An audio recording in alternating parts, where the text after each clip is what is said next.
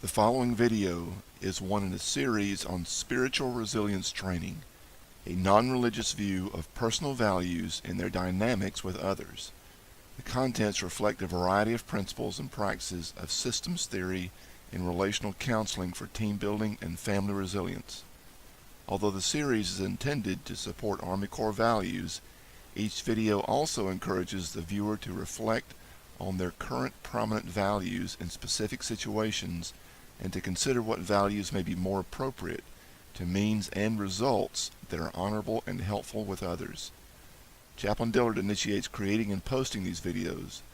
Their contents and YouTube's linked videos do not necessarily reflect specific beliefs, practices, requirements, or endorsements of the Department of Defense, its subordinate organizations, or other groups with which Chaplain Dillard is affiliated.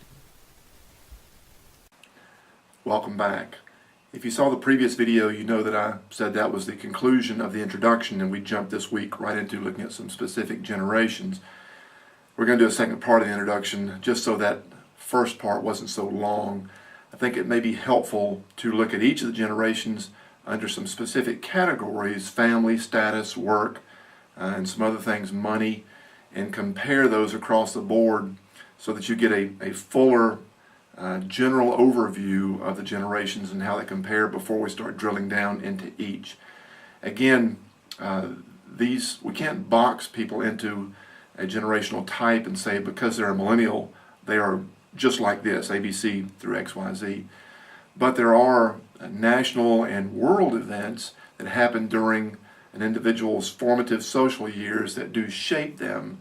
They may respond to it differently, but we can make some broad statements about generations that can be helpful, and then keep an open mind that folks are individually different within those generations. All right, let's start with a very brief overview of each, and then we'll look at some comparisons of some specific categories.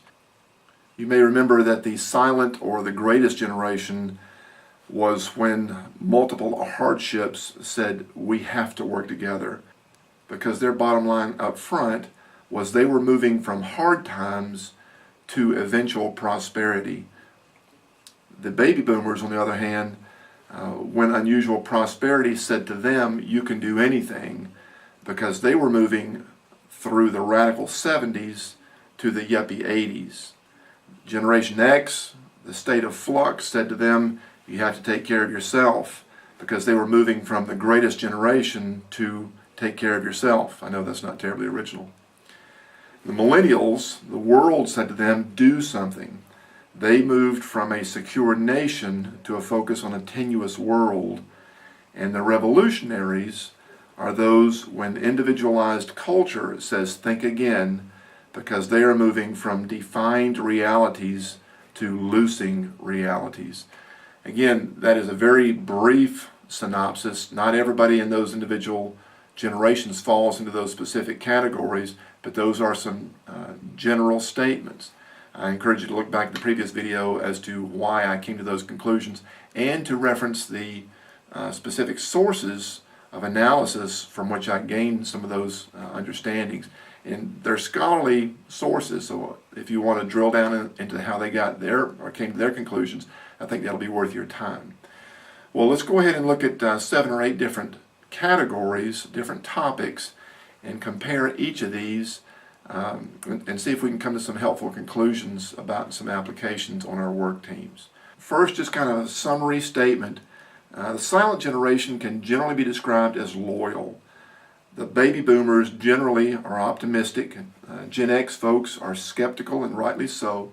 Millennials are very practical, and revolutionaries tend to be innovative. Now, that is a positive look at each generation, because each generation has something that they can contribute. That doesn't mean that there aren't concerns that many of us would have about those different generations. But when we think about work teams or families or our social groups, it is often best to think of them as what can they contribute to this group? What is a positive light, not exaggerating, not spinning, but who are some of these people positively speaking, so that we can work with them toward common goals. I want to keep this as productive as possible. We can chase rabbit trails on concerns and negativity to infinity, but I want us to look at how we can be cohesive in our groups, at work, at home, in our off time, etc., etc. Now, some specific categories. First, family. For the silent generation, family was pretty much nuclear, and is. The baby boomers are struggling a little bit. Even though the economy is doing well, because the parents are busier, the nuclear family struggles because the parents are more absent, which is why the Gen X folks are experiencing more latchkey kids and dual income families. The millennials, the family is morphing, and the revolutionaries, the family is very subjective. There are changes in each one of these generations' perception of what it means to have a family. So when somebody from the baby boomers talks about their family, we need to hear that through whatever lens they would put on it. And it can be helpful to just ask questions. Well, tell me about your family. Or the silent generation, or Gen X folks, or the revolutionaries. We tend to think from our perspective about any category in which we would talk with others about that. But we need to realize that family means something very different to somebody based on how they came up, because of those world events, those national events that shape them. Let's look at the next category and we'll see some similar changes. Where does status come from? For the silent generation, it's seniority. The baby boomers is more about experience. That's similar but different. Gen X is merit. What have you done to deserve status? Millennials is contribution. That's different from merit, because it's for a common cause, not just individual merit. And for the revolutionaries, status comes more about individuality. So what gives a person worth? What helps them stand out as a valuable person, somebody who is worthy of note, somebody who is considered a hero, or someone to emulate? That is different from generation to generation. And your generation will not necessarily value what my generation does, and vice versa. Education. For the silent generation, it was a dream. For the baby boomers, however, because of the better economy, it's a basic. For Generation X, because there's a more struggling economy, it's a way out or a way up from their struggle. And the millennials, it's expensive. We need it, but it's hard to get it. For the revolutionaries, it's more of a right. Because the economy has struggled so much, they see that they absolutely need it and should have it in order to survive in this society. But it's not a feeling of desperation. It's more of a feeling of, if you want me to live in this society, you need to give me what I need in order to live in it. So different feelings, different perceptions, different judgments about education. And as our society becomes more and more technologically advanced, and jobs are more scarce and people obviously are more abundant, the competition for those jobs and education are going to be commensurately more difficult. And so we can expect this to intensify. Let's take a look at the next category. Money. For the silent generation, it's all about earning cash and spending cash. The baby boomers, however, began to see the need to earn credit. Gen X people were more emphasizing saving. The millennials is earning money in order to spend the money. For the revolutionaries, however, it's more about petitioning to gain money. So the emphasis on money, what it's for, what it is, how to get it, changes based on the economic changes, which change cultural values, which change political systems, which change individual expression. You can refer back to the first part of this introduction and in the previous video to see that, and also the reference of analysis in worldvaluesurvey.org. Very, very insightful, very helpful. So when we're working with other people, again, we just can't assume that $20 to them means the same thing that $20 does to us. How to get it, what it's for, who's going to give it, where it's coming from, what it's going to mean for an investment, if we should invest it, whether we should invest it. All those things are subjective based on the person's experience, and we can't assume that we think the same way about it. Work. For the silent generation, it was an expectation. You're going to work. For the baby boomers, it's a basic need both for economic prosperity and individual fulfillment. For the Gen X, it's just really a job. Millennials consider it more of an opportunity for expression and contribution. For the revolutionaries, it's more a right. And you can track this. You can read newspapers way back. You can look at sociological studies. You can watch the news today. As you sit and talk with your grandfather and your father and your kids, their perspective on work is very different based on the societal changes that shape them growing up. And again, we just have to be open-minded and understanding that everybody perceives work differently in hiring actions, in retaining actions, in promotions, in recruiting, in sustaining our work teams, in building our families. All of these things need to come into consideration to remember that we perceive the world differently, even in specific categories like work. Technology.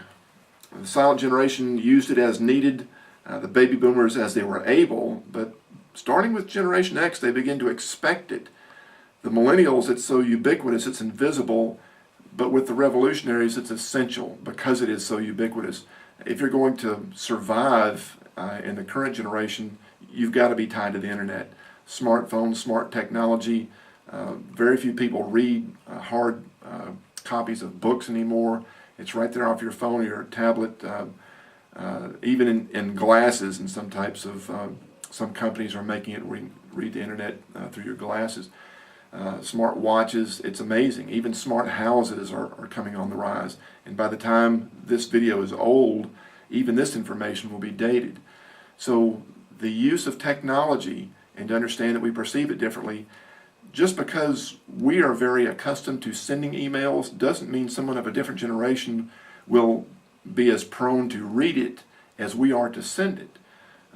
Some people still very much value face-to-face conversation and don't even know how to send a text, much less enjoy sending and reading texts. Just because somebody is assigned a phone as part of their official duties doesn't mean that they know how to use every part of that phone without some instruction. So the generations perceive and use and value technology different than each other as well. One last category, and we'll wrap up this second part of the introduction, and that is priorities. What are some of the priorities? For the silent generation, it was more about family. The baby boomers, more about individual success. Generation X, time off and time to enjoy life. The millennials is more about individuality, and the revolutionary is more about security. Specifically, security in their individuality. Some physical security, some emotional security. Because there's been so much redefinition of things that had formerly been within some black and white categories. The revolutionaries are feeling the need and expressing the need for security in these areas that they're pioneering some innovation. And again, I'm trying not to say that specific things within generations are good or bad.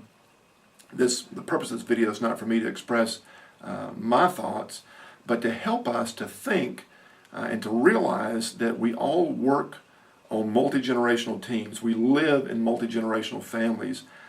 We live in multi-generational neighborhoods.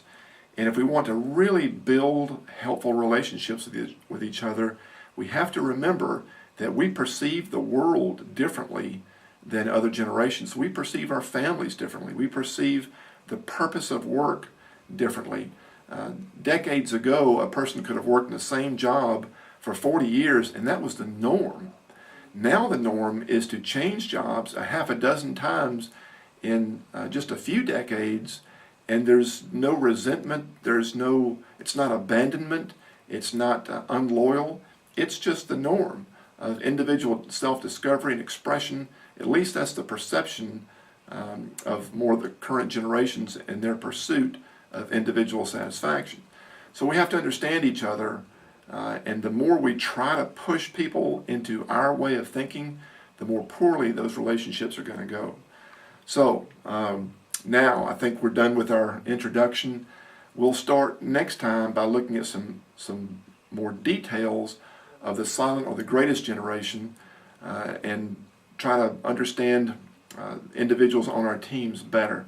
Hope these videos are being helpful to you, and I hope to see you again next time. At the release date of this video, I am stationed with Research Development and Engineering Command, RDECOM, at Aberdeen Proving Ground, Maryland.